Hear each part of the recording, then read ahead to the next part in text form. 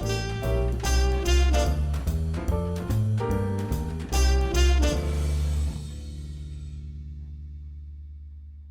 everyone, I am going to introduce one of our directors to you, and he's going to be your MC for all three plays tonight. So I would like to introduce right now, Lex Lass. Come on, Lex. Hi, everybody. Thank you, Kathleen. You're very welcome. Good evening. Good evening, everybody. You are certainly in for a treat tonight. We've got three funny Fred Stroppel plays to present to you.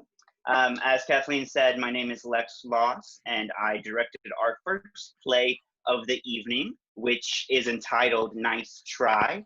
The show features Christina Latour and Zach Abraham and explores a couple trying to add some spice to their stale and tired marriage. Enjoy.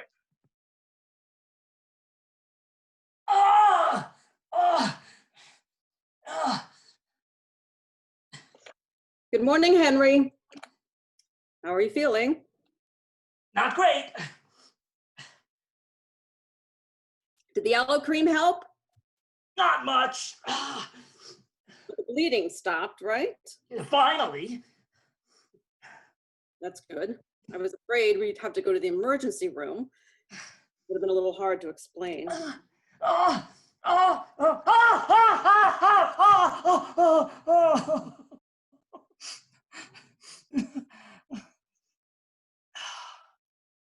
So, was it good for you? Eh,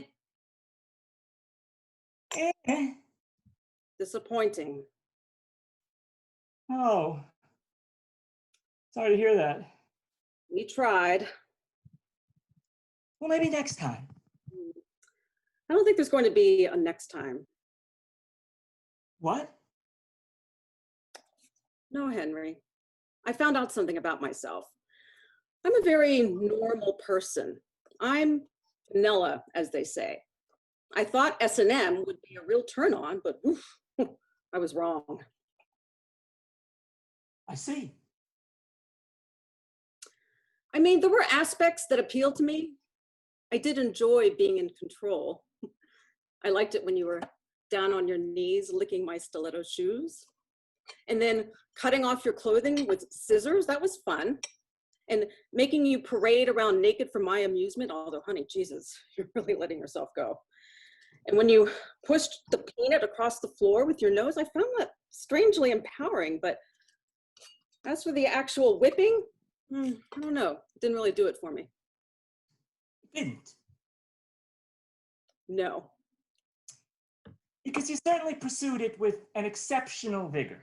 Well, I was probably overcompensating. I mean, I guess you just can't force these things. So you mean to say that when you were whacking me with that cane, you weren't enjoying yourself royally? Not really. And the riding crop and the cat o' nine tails and the dog whip all evoked a similarly dispassionate response? To be honest, I got bored halfway through. Well, then why didn't you stop halfway through? Because we had a scenario in place. I wanted to see it through. I really thought beating you with a whip would turn me on. It didn't, so we learned something here. And you don't think if we tried again? I really don't see the point, honey. Well, perhaps if the roles were reversed, you see, then maybe I might learn something. No, I've gone sour on the whole thing. It was a new experience. We gave it our best shot, so let's move on. But what about all that equipment we bought? The chains, the hooks? Throw it all out. Throw it out? That stuff was expensive.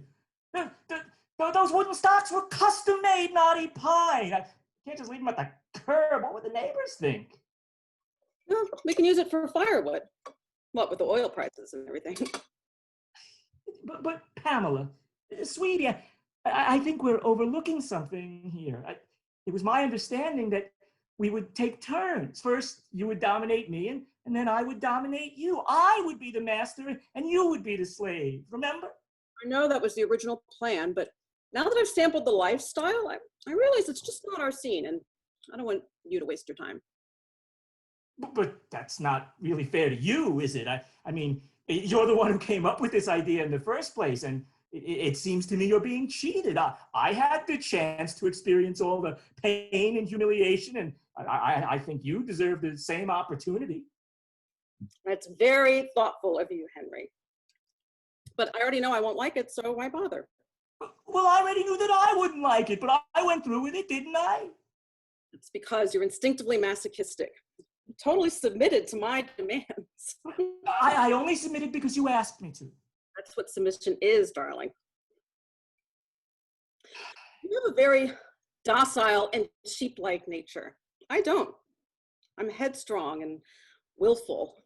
Well, I'm not saying I can't be tamed by a brawny, masterful man, but that's just not you, not by a long shot. So you're not going to honor your end of the bargain. What bargain? You talk as if I got some sort of pleasure out of whipping you. Believe me, I was just hoping to pump a little oxygen into our stale, airless marriage. I thought a playful bondage and discipline session would do the trick. Playful? You were beating me like a carpet, but my ass looks like a flame-broiled burger. You weren't comfortable with it. You should have said something. Didn't you hear me screaming? Well, wasn't that a tip-off? You were supposed to scream. That was part of the scenario. I was waiting for you to say the safe word. I said the safe word over and over. I was yelling, sunshine, sunshine, sunshine. The safe word was sunbeam. I think you knew what I was getting at. All right, maybe I got a little carried away, but I was trying to make something happen. Well, now I want to make something happen. It's my turn to stretch the outer boundaries of our sexual universe and explore the depths of our mutual affection through a regimen of systematic torture and degradation. Oh, sounds to me like you just want to get even. And until you can take a more mature attitude about this, I don't even want to discuss it. Ah, so you're reneging. Ah, I knew it. This is what I get for being a gentleman and letting you go first. You didn't let me go first. We flipped a coin. You flipped a coin. I wasn't even in the room. So now you don't trust me. Wow. We are finding out all kinds of things about each other, aren't we? This is a question of fairness. You kick my ass and now I get to kick yours. No wonder our marriage is in trouble. You have no respect for my feelings. Our marriage is not in trouble. I just want to beat you a little. You let me tell you something. I am still a very attractive woman. I have a lot to offer. So if there's something missing in our sex life, it must be your fault. Hey, I'm trying. If you were really trying, you would have remembered the safe word. Sometimes I wonder if you even care about me at all. Of course I care. I love you more than anything in the world. Just let me give you a few shots with the ruler. Oh. It's not fair. Well, what, will you?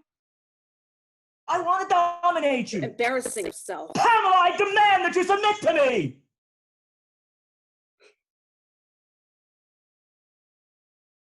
Please? You know, for a minute there, you were actually assertive, and I have to admit, I was starting to respond. Really? Pamela!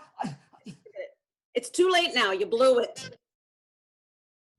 It's just your character, Henry. You're a born doormat.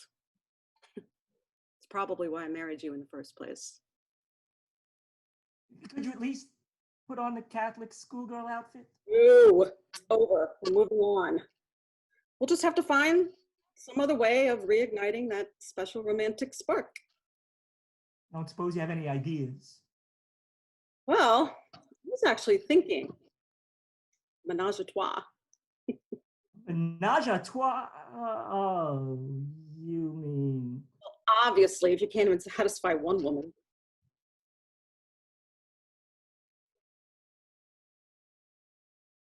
Anybody in mind?